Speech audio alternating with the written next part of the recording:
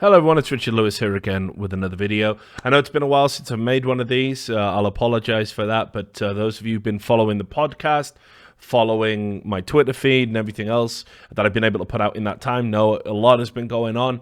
Got a brand new job, moved house, been getting settled into that. Had to spend some time away because I was looking after my friend who was having some surgery, so I was acting as Florence Nightingale, but with a shaved head.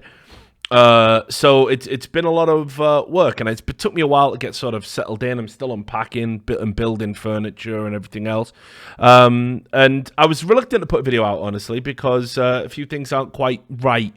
So first of all, you'll notice this thing floating here. This is a blemish on the camera I can't get rid of. My webcam must have got dinged up in transit or something. So just noticed that today, ordered a new one, so hopefully that won't be there. And you can see the lighting here in this particular room isn't great because for whatever reason, I think because there were chandeliers all over the little mini mansion thing I moved into, that they took them and with it the light fittings, so there's no light directly above my head. So I got an electrician coming over to fix it. But anyway, that doesn't matter about the fidelity, because I know you don't watch these videos to see my ugly mug close up. You listen to them for the content, so that's fine. But I will fix all of those things for future videos, and that's where the Bully Hunters video is. So today, what I'm going to be talking about is the swatting incident involving Tyler Baris that led to the tragic death at the hands of police officers for Andrew Finch. We covered this story on the channel as it was breaking. We did follow-up videos. And, look, we're not the kind of channel that wants to just go out there and clickbait shit and talk about the stuff everyone else is talking about to get views. We want to make sure that people who do follow the channel, they get to know everything about the story, and we follow the story to its end, wherever that may be, whatever that might look like. So we're very passionate about that. And there's been a lot going on actually in the case that I want to kind of take you guys through just to keep you all up to date. I think first and most importantly is we were talking a lot about what this would mean for the future, what would be any, the positives, if any, would come out of it. Now, we've talked a lot about how swatting has really not got a lot of laws around it. It's a relatively new phenomenon. And it's been one that, the law enforcement don't really know how to handle. We're getting better, and we're ensuring that tragedies like this are less likely in future, but also as well that the people who engage in this appalling practice are going to receive incredibly stiff penalties. So this was a report on the Associated Press that says Kansas lawmakers have approved tougher penalties for making false calls to police 3 months after an officer fatally shot a Wichita man during a deadly hoax emergency call. You can see here that it was the original report was in the Wichita Eagle, and it reports that the bill makes false calls that result in death a felony comparable to second-degree murder. Any false call for emergency help would be at least a misdemeanor, becoming a felony if the caller uses a fake identity or electronically masks their identity, for example, using voice scramblers or whatever. Tells you a little bit about what swatting is. And then it goes, the bill named the Andrew Finch Act, which is named after the victim, after the man killed, was championed by his mother, Lisa Finch. We're going to talk about her in a moment. And the senator that proposed the bill says, I hope that this will give her a little bit of peace. And the bill was passed unanimously, 40-0 in a vote. So hopefully what this means is we're going to see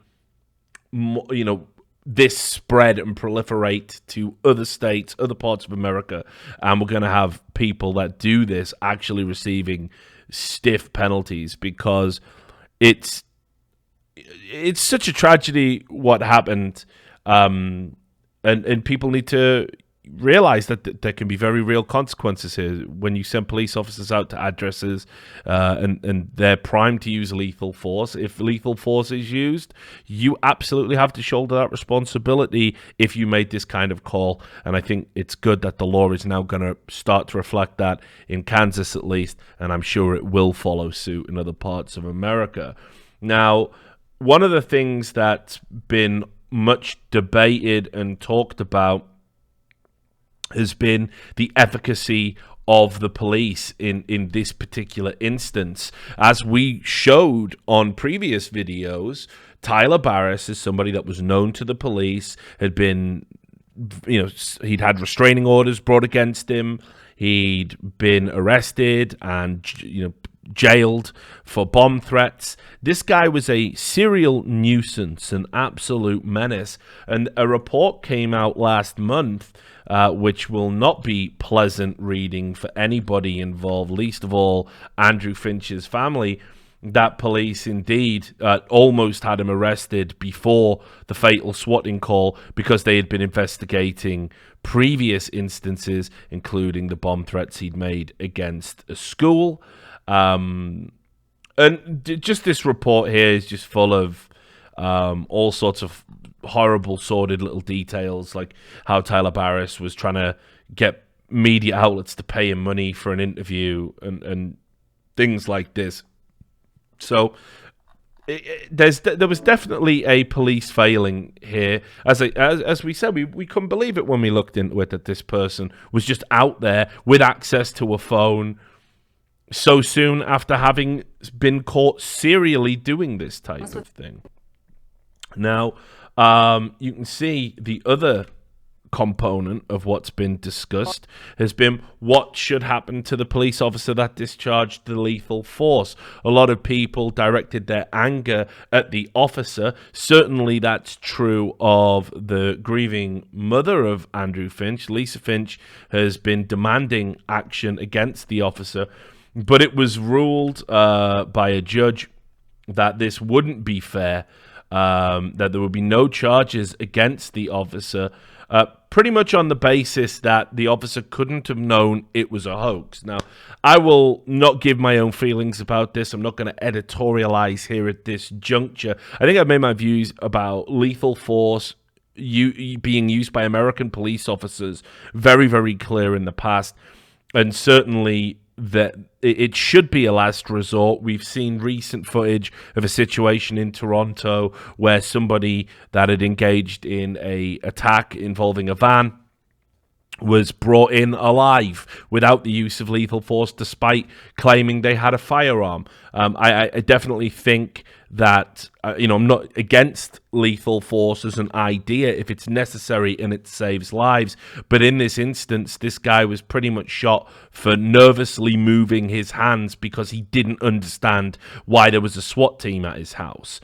Anyway, the judge said charges wouldn't be appropriate against the unnamed officer because that while the shooting should not have happened, this is the quote, the officer's decision was made in the context of the false call. To charge officer number one would require evidence that, not 2020 hindsight, that it was unreasonable for him to believe in that moment that the man who came to the door posed a risk to the officers near the house. Now, the attorneys that are representing the family here, and as I said, the family, they seem to be more directing their anger at the officer rather than Tyler Baris, or certainly its equal.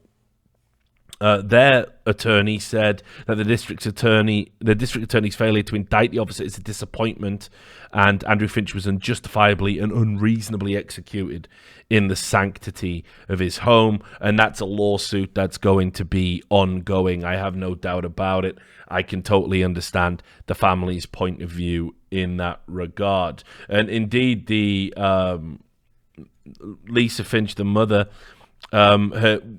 was out there sort of lobbying for justice in the aftermath of this decision.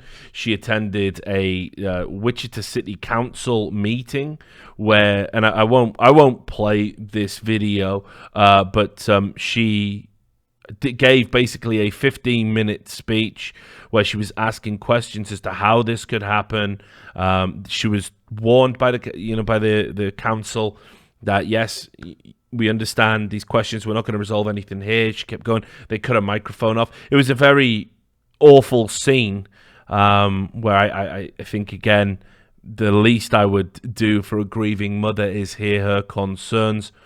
But this clearly shows that the family are not going to drop this and do blame the police force for what happened. And again, I think there is an argument to be made there. But anyway, back to Tyler Baris. So Tyler Baris has been, pretty much, how shall we say, they haven't made a decision yet about really what's going to happen with him and what they're going to do. He has been kind of held, and court appearances have been put back. He's currently on a $500,000 bail. He can't go anywhere. He's facing these manslaughter charges. So, and I imagine this is because they're looking at the particulars of the case. But what he did while awaiting the trial is staggering. It's absolutely mind-blowing. And it just shows that this person needs to be in jail for a long, long time and away from society. This is not somebody who is going to be redeemed. This isn't somebody that's going to take the opportunity to reflect and self-improve. This is actually somebody who is just irredeemable and is content to be the piece of shit that they are. You can see here, I couldn't believe this story when it came out. So while he was awaiting trial, this is, again, just earlier this month, there was an internet breach where prisoners in the prison he's being held at gained access to the internet. And he decided to use this to go on the internet, get a Twitter account called GordTutor36, and he started tweeting abuse at people and then threatened to swat somebody else.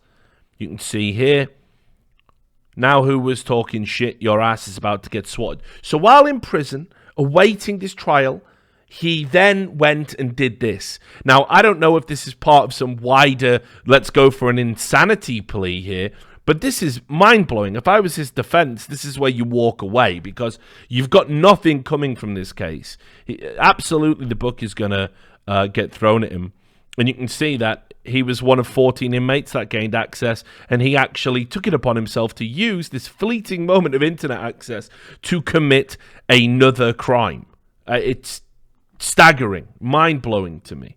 So I'm pretty sure that when the case actually does go ahead, when it is all brought to the attention of a judge, when it's all ready to get underway, which of course we'll totally cover on this channel, this is going to get presented, because certainly when it comes to sentencing, one of the things you have to factor in is this person a danger to society if they're released? And yes, obviously, if he's still threatening to swat people despite having already cost somebody their life through doing it, this is not a person that needs to be released to the public. This isn't a person that you can have in civilized society. So just an unbelievable turn of events there. But anyway, that's pretty much everything as has been happening in that case. Like I say, when it does finally resume, we're going to bring you all of the latest updates from the trial itself. So thanks very much for your patience. Thanks very much for watching today's video. And I'll be back with some more regular content output and better looking content output as well. So until next video, take care of yourselves.